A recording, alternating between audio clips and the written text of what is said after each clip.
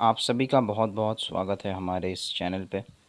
और जैसा कि आप जानते हैं कि सीबीएसई ने जो है अपना नया रूल्स रिलीज़ कर दिया है।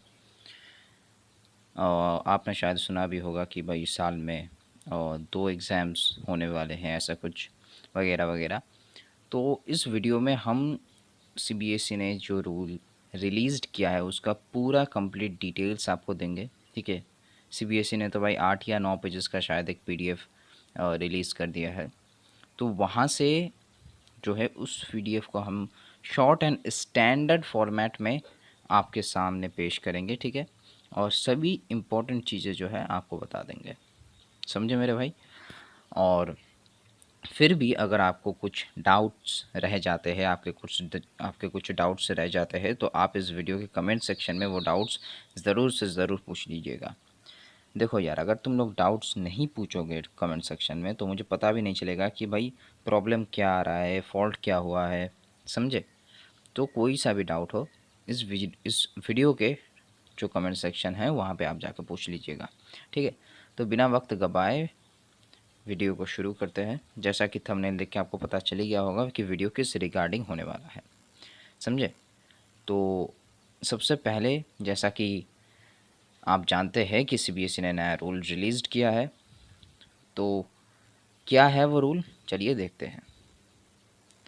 तो मेरे भाई सबसे पहला जो चीज़ है कि from 2026 class 10th students will have 2 board exams in a year. 2026 से क्लास 10th का जो स्टूडेंट्स है उनका साल में 2 बोर्ड एग्ज़ाम्स होंगे। एक होगा मेन एग्ज़ाम, ठीक है, one main exam and one improvement exam. एक होगा उनका मेन एग्ज़ाम, ठीक है, जो चलेगा फरवरी से लेके मार्च तक। और दूसरा होगा उनका इम्प्रूवमेंट एग्ज़ाम। अब ये मेन एग्ज़ाम क्या है, इम्प्रूवमेंट एग्ज़ाम, इन दोनों में डिफरेंस क्या है, किस तरह से इसका इन दोनों का प्रोसेसिंग होता है, ये सब कुछ मैं आगे बताऊंगा। भाई ध्यान से बस वीडियो में बने रहे हमारे साथ। ठीक है। अच्छा, तीसरी चीज़ क्या है कि best score out of the two will consider in the final result. ठीक है। इन दोनों एग्ज़ाम्स में जो आपका बेस्ट स्कोर रहा है ये भी आपके रिज़ल्ट में दिया रहेगा। ठीक है। Best score out of two will considered in the final result. और ये जो एक्शन है, यानी कि ये जो नया रूल किस वजह से सीबीएसई ने रिलीज़ किया है या फिर किस वजह से लागू किया है, तो देखिए, action taken by CBSE on recommendation of NEP 2020। ठीक है। जो हमारा न्यू एजुकेशन पॉलिसी है 2020, एनईपी 2020, इसके जो रिकमेंडेशंस के ऊपर बेस करके सीबीएसई ने जो है ये एक्शन लिया है, ये कदम उठाया है to reduce stress among students. ठीक है। बोर्ड एग्ज़ाम के टाइम पे जो स्ट्रेस रहता है स्टूडेंट्स के बीच में कि भाई मुझे अच्छे से पढ़ना है, अच्छे मार्क्स लाने हैं, ठीक है, वगैरह वगैरह। ऐसा होता है यार, ऐसा नॉर्मली हो जाता है कि भाई हाँ, बोर्ड एग्ज़ाम से अच्छे से पढ़ना है, क्या होगा क्या नहीं होगा, ये सभी चीज़ें सोचकर जो स्ट्रेस स्टूडेंट्स फील करते हैं, उस स्ट्रेस को कम करने के लिए सीबीएसई ने ये एक्शन लिया है। ठीक है। अच्छा, तो चलिए अब जानते हैं exam and it's format. Exams कैसे होंगे, इसका फॉर्मेट क्या रहेगा। ठीक है। अच्छा, तो भाई फर्स्ट एग्ज़ाम जो है वो हमारा होगा 17 फेब से लेके 17 फेब टू 6 मार्च। 17 फरवरी टू 6 मार्च जो है आपका ये एग्ज़ाम चलेगा। आपका जो फर्स्ट एग्ज़ाम या फिर कह सकते हैं आपका जो मेन एग्ज़ाम। ठीक है।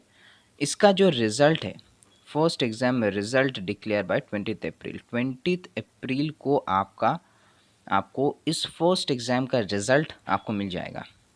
देन आपका जो इम्प्रूवमेंट एग्ज़ाम है या फिर आपका जो सेकंड एग्ज़ाम है वो आपका स्टार्ट होगा 5 मई से और चलेगा 21 मई तक। ठीक है। और इसका जो रिज़ल्ट है ये 30 जून को आ जाएगा। समझे मेरे भाई। यानी कि फर्स्ट एग्ज़ाम कब तक चल रहा है, 17 फरवरी से 6 मार्च, रिज़ल्ट आ रहा है 20 अप्रैल। और सेकेंड एग्ज़ाम चल रहा है 5 मई टू 21 में और रिज़ल्ट आ रहा है आपका 30 जून। ठीक है। अच्छा, अब बात करते हैं सिलेबस की। तो देखो मेरे भाई, सिलेबस में कोई रिडक्शन नहीं होगा। कुछ बच्चे ऐसा सोच रहे हैं कि भाई जो सिलेबस है, ठीक है, पहला एग्ज़ाम में हाफ सिलेबस होगा, सेकंड एग्ज़ाम में हाफ सिलेबस होगा। ऐसा नहीं है। जो भी आपका सिलेबस है वो फुल सिलेबस ही रहेगा। Syllabus for exams will be full, no reduction, कोई भी रिडक्शन नहीं होगा, जो सिलेबस है वही फुल सिलेबस रहेगा। ठीक है, दोनों ही एग्ज़ाम में, आपका इम्प्रूवमेंट में भी और आपके मेन एग्ज़ाम में भी। मेन एग्ज़ाम में तो होगा ही, इम्प्रूवमेंट में भी वही सेम सिलेबस ही रहेगा। अच्छा, प्रैक्टिकल या इंटरनल असेसमेंट्स की बात करें तो प्रैक्टिकल और इंटरनल असेसमेंट्स सिर्फ एक ही बार होंगे। चलते हैं अपने नेक्स्ट चीज़ की तरफ, जो है अबाउट इम्प्रूवमेंट एग्ज़ाम। अब ये इम्प्रूवमेंट एग्ज़ाम क्या है, ठीक है, इसके बारे में सभी चीज़ें अभी आपको बताऊंगा। तो देखें, इम्प्रूवमेंट एग्ज़ाम में यहाँ पे जो लिखा है कि you don't need to repeat all subjects in second exam, you can only appear for the subject you want to. ठीक है, अच्छा, मान के चलिए कि ऐसा नहीं है कि आपका जो सेकेंड एग्ज़ाम है उसमें हर सब्जेक्ट रिपीट करना पड़ेगा। कुछ बच्चे ऐसे सोचते हैं कि भाई अगर हम सेकेंड एग्ज़ाम दें, यानी कि आप अपना जो इम्प्रूवमेंट एग्ज़ाम है, अगर हम अपना इम्प्रूवमेंट एग्ज़ाम दें तो हमको जो है सभी सब्जेक्ट्स रिपीट करने पड़ेंगे। ऐसा नहीं है। मान लीजिए कि आपने अपना एक पहला जो मेन एग्ज़ाम है वो आपने दिया, आपके सभी सब्जेक्ट्स में नंबर अच्छा है, लेकिन शायद ऐसा, मान लीजिए ऐसा हुआ कि आपका जो मैथ्स है, मैथ्स में आपके अच्छे नंबर नहीं आए, या फिर जैसा आप एक्सपेक्ट कर रहे थे, जितने मार्क्स आपने लाने की कोशिश की, जैसा आप चाह रहे थे, उतना मार्क्स आपका नहीं आया। तब आप क्या कर सकते हैं कि आप सिर्फ मैथ्स का इम्प्रूवमेंट एग्ज़ाम दे सकते हैं। ऐसा नहीं है कि अगर आप इम्प्रूवमेंट एग्ज़ाम देंगे मैथ्स का तो आपको वापस से सभी सब्जेक्ट का देना होगा, ऐसा नहीं है। आप सिर्फ मैथ्स का ही दे सकते हैं।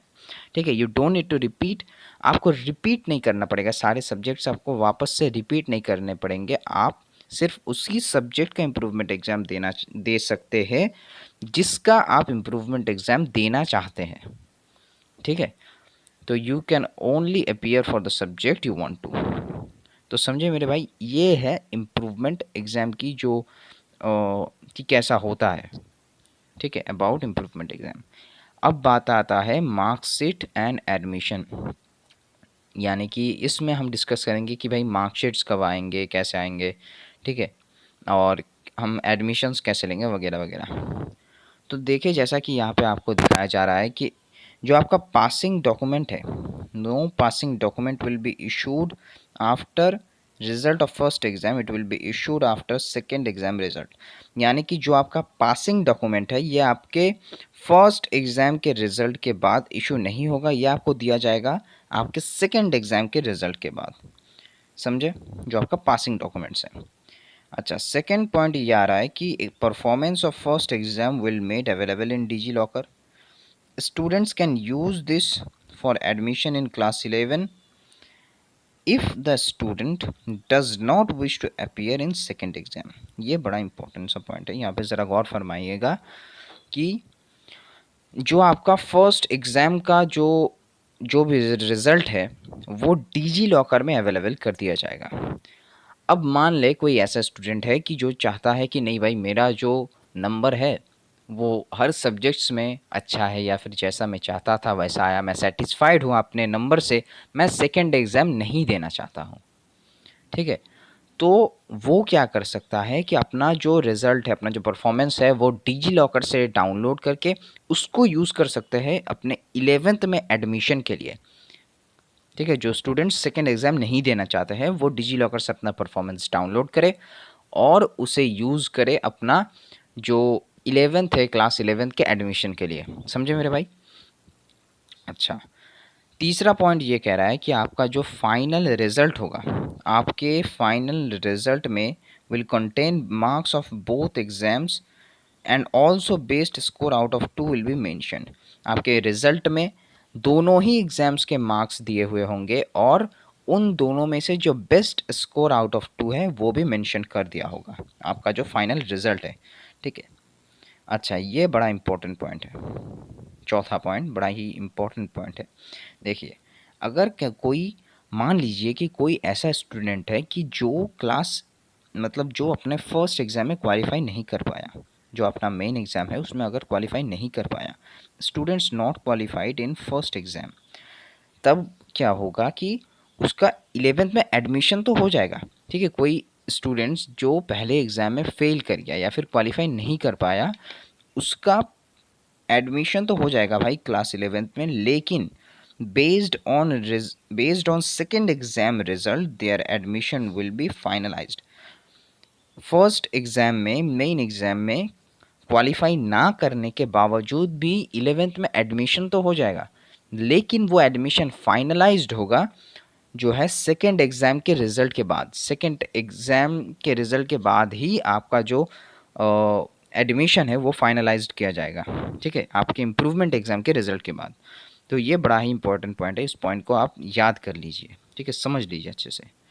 अच्छा, तो ये रहा कुछ एडमिशन्स और अपना जो मार्कशीट रिलेटेड कुछ इंपॉर्टेंट पॉइंट्स। तो चलिए अब अगली चीज़ पे चलते हैं, जो कि है अबाउट एलओसी एंड फीस। ये भी इम्पोर्टेंट एक सेक्शन है, तो इसको भी अच्छे से समझिए। तो फर्स्ट ये समझने की कोशिश करें कि एलओसी क्या है। तो एलओसी है लिस्ट, एलओसी का मतलब होता है लिस्ट ऑफ कैंडिडेट्स, जो आपका जो स्कूल है ये आपके स्कूल के द्वारा सबमिटेड होता है, ठीक है। ये कौन सबमिट करता है? आपका स्कूल।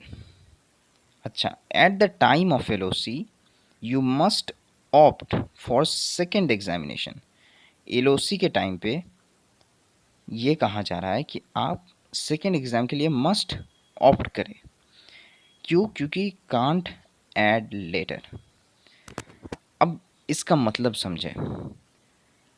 एलओसी के टाइम पे जब आपका लिस्ट ऑफ कैंडिडेट्स बन रहा है, उस टाइम पे क्या होता है कि सीबीएसई आपसे पूछता है कि भाई क्या आप सेकेंड एग्ज़ाम देना चाहेंगे? आप क्या अपने इम्प्रूवमेंट एग्ज़ाम देना चाहेंगे? मतलब अपने मेन एग्ज़ाम के बाद क्या आप इम्प्रूवमेंट एग्ज़ाम देना चाहेंगे? तो अगर आप वहाँ पे मना कर देते हैं, ठीक है, अगर आप वहाँ पे मना कर देते हैं, तो आगे जाकर आपको किसी भी हालत में इम्प्रूवमेंट एग्ज़ाम नहीं देने को दिया जाएगा। आपको इम्प्रूवमेंट एग्ज़ाम देने का मौका नहीं दिया जाएगा किसी भी हालत में। मान लीजिए कि आपका जो है इन केस ऑफ आप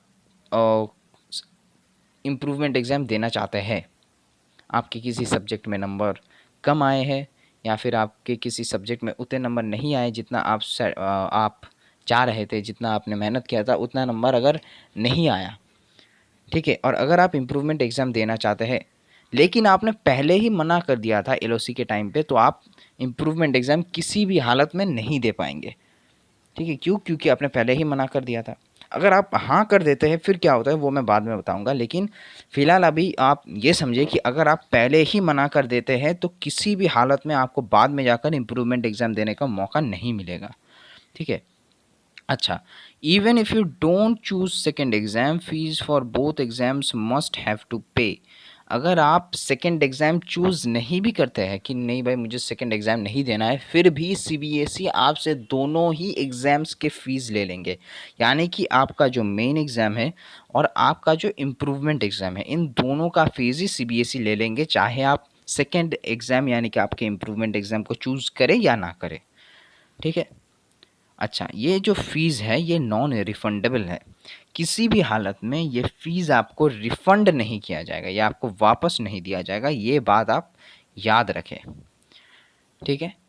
अच्छा, और ये जो पाँचवा पॉइंट है ये भी बड़ा इम्पोर्टेंट पॉइंट है कि you can opt out for second examination after your result but no refund will be given.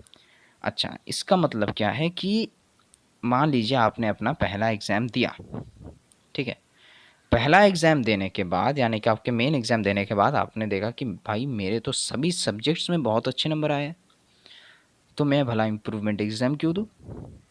तो आपके फर्स्ट एग्ज़ाम के रिज़ल्ट के बाद सीबीएसई आपसे दोबारा पूछेगा कि भाई आपने एलओसी के टाइम पे इम्प्रूवमेंट एग्ज़ाम आपने देने के लिए येस क्या था, आपने सिलेक्ट किया था कि हाँ भाई मैं इम्प्रूवमेंट एग्ज़ाम दूंगा, तो क्या अभी आप देना चाहते हैं? ये कब पूछेगा? जब आपका फर्स्ट एग्ज़ाम हो जाएगा, जब आपके रिज़ल्ट निकल जाएंगे, तब सीबीएसई आपसे दोबारा पूछेगा कि भाई क्या आप इम्प्रूवमेंट एग्ज़ाम देना चाहते हैं। तो अगर आप अपने रिज़ल्ट से सेटिस्फाई है, अगर आप अपने नंबर्स से सेटिस्फाई है, तो वहाँ पे आप मना भी कर सकते हैं कि भाई नहीं, मैं अपने नंबर से, अपने रिज़ल्ट से, अपने सभी सब्जेक्ट के नंबर से मैं खुश हूँ, मैं नहीं देना चाहता हूँ इम्प्रूवमेंट एग्ज़ाम, ठीक है। लेकिन फिर भी आपको कोई भी रिफ़ंड नहीं मिलेगा, but no refund will be given. आप ऑप्ट आउट कर सकते हैं सेकेंड एग्जामिनेशन से। आपने आपका जो पहला एग्ज़ाम है उसके रिज़ल्ट के बाद आप सेकेंड एग्जामिनेशन के रिज़ल्ट से ऑप्ट आउट कर सकते हैं, लेकिन फिर भी आपको रिफ़ंड नहीं मिलेगा। तो समझे मेरे भाई। तो अब आता है मेरे भाई फाइनल टिप्स फॉर स्टूडेंट्स, ठीक है। स्टूडेंट्स के लिए कुछ फाइनल टिप्स की। Always opt for second exam during LOC, ठीक है। एलओसी के टाइम पे मेरे भाई सेकेंड एग्ज़ाम को ऑलवेज ऑप्ट करके रखना, क्योंकि देखो सबसे पहली चीज़ तो ये है कि सीबीएसई आपसे इसका पैसा ले रहा है। आप सेकेंड एग्ज़ाम चाहे दे चाहे ना दे, ठीक है।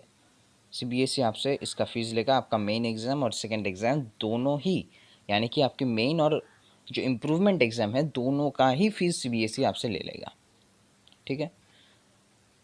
और जो दूसरी चीज़ है कि अगर आप पहले ही अगर आप पहले ही मना कर देते हैं कि भाई मुझे सेकेंड एग्ज़ाम नहीं देना है at the time of LOC के टाइम पे, लिस्ट ऑफ कैंडिडेट्स के टाइम पे अगर आप मना कर देते हैं कि नहीं भाई मुझे सेकेंड एग्ज़ाम नहीं देना है, तो फिर बाद में जाकर अगर आपका किसी भी सब्जेक्ट में नंबर कम आ गया और आप चाहते हैं कि नहीं भाई मुझे इम्प्रूवमेंट एग्ज़ाम मैं दूंगा, मैं देना चाहता हूं, तो आप किसी भी हालत में नहीं दे पाएंगे, क्योंकि आपने पहले ही मना कर दिया था, ठीक है। तो इसीलिए भाई इसको इसको ऑप्ट करके रखें। बाद में अगर आपको ऐसा लगा कि नहीं भाई मेरे सभी सब्जेक्ट्स में नंबर अच्छे आए हैं, तो सीबीएसई आपसे दोबारा पूछेगा। आपके पहले एग्ज़ाम के रिज़ल्ट के बाद सीबीएसई आपसे दोबारा पूछेगा कि भाई क्या आप इम्प्रूवमेंट एग्ज़ाम देना चाहते हैं? तो अगर आप अपने नंबर से सैटिस्फाई है तो आप मना कर दीजिएगा, ठीक है। अगर आप अपने नंबर से सैटिस्फाई है तो आप मना कर दीजिएगा कि नहीं भाई मुझे इम्प्रूवमेंट एग्ज़ाम नहीं देना है। तो इसीलिए आप ऑप्ट करके रखें, ठीक है। जस्ट इन केस आप ऑप्ट करके रखें, समझे। अच्छा, सेकंड जो चीज़ है कि prepare seriously for first exam. आपका जो पहला एग्ज़ाम आप दे रहे हैं, यानी कि आपका जो मेन एग्ज़ाम आप दे रहे हैं, इसके लिए अच्छे से प्रिपेयर करें भाई, एकदम पूरा फुल प्रिपेयर करें। ऐसी इस तरीके से ना सोचे कि भाई अभी तो सेकंड एग्ज़ाम का जो है मौका है, तो मैं अभी यहाँ पे पढ़ लेते हैं, अगर नंबर कम आया तो सेकंड एग्ज़ाम में उसको अच्छे कर लेंगे। इस तरह से मत पढ़ो, अच्छे से पढ़ो, सीरियसली अपनी जो है प्रिपरेशन करो फर्स्ट एग्ज़ाम के लिए। इससे क्या होगा, आपके ऊपर लेस प्रेशर बना रहेगा, ठीक है, प्रेशर बहुत कम होगा। और भी इसके बहुत सारे बेनिफिट्स हैं, ठीक है। आपका जो पहला एग्ज़ाम है उसके लिए आप प्रिपरेशन अच्छी तरीके से करें, सीरियसली करें। ऐसा ना करें कि भाई अभी सेकंड एग्ज़ाम का ऑप्शन है मेरे पास, तो सेकंड एग्ज़ाम में भी मैं दोनों को मिला के मैं पास आउट हो जाऊंगा, इस तरह से ना सोचें। अपने पहले एग्ज़ाम के लिए अच्छे से पढ़ें, समझे। और जो है CBSE stay updated via CBSE websites and DigiLocker, ठीक है। सीबीएसई के वेबसाइट एंड डिजी लॉकर के ज़रिए अपडेटेड रहे, ठीक है मेरे भाई। जैसे कि मैंने बताया कि आपका जब आप पहला एग्ज़ाम दे देंगे, तो अगर आप पहले एग्ज़ाम देने के बाद अगर आप देखते हैं कि मेरे नंबर्स तो बहुत अच्छे आए हैं, मैं सेकंड एग्ज़ाम नहीं दूंगा, तो ऐसे मामले में आप अगर 11th में एडमिशन लेना चाहते हैं, अगर आप 11th में एडमिशन लेना चाहते हैं, तो आपका जो फर्स्ट एग्ज़ाम का जो रिज़ल्ट है वो डिजी लॉकर में अपलोड कर दिया जाएगा। वहाँ से आप वो डाउनलोड करके, ठीक है, आप उसको यूज़ कर सकते हैं अपने 11th के एडमिशन के लिए, ठीक है। तो लगभग सभी चीज़ें और मैंने यहाँ पे आपको बता दिया है। अगर कुछ भी आपको कोई भी डाउट हो रहा है, अगर आपको कोई भी डाउट हो रहा है, तो आप यहाँ से जो है हमारे कमेंट सेक्शन में जाके पूछ सकते हैं, ठीक है। तो thank you so much everyone for watching this video. कोई भी डाउट कमेंट सेक्शन में ज़रूर पूछ लीजिएगा, और हमारे इस चैनल को मेरे भाई सब्सक्राइब करके रखें, ताकि हर ऐसे अपडेट्स और आपका जो एकेडमिक या फिर आपका जो क्लास रिलेटेड, ख़ास करके क्लास 10th रिलेटेड जो वीडियोस है वो मैं इस चैनल पे लाता हूँ। फ़िलहाल तो केमिस्ट्री का एक ही चैप्टर हुआ है, और अभी फ़िज़िक्स का जो पहला चैप्टर है उस पे उसकी वीडियो मैं लाने की कोशिश कर रहा हूँ, वो भी बहुत जल्द अपलोड कर दूंगा मैं। ठीक है, तो मेरे भाई इसी के साथ ख़त्म करते हैं इस वीडियो को।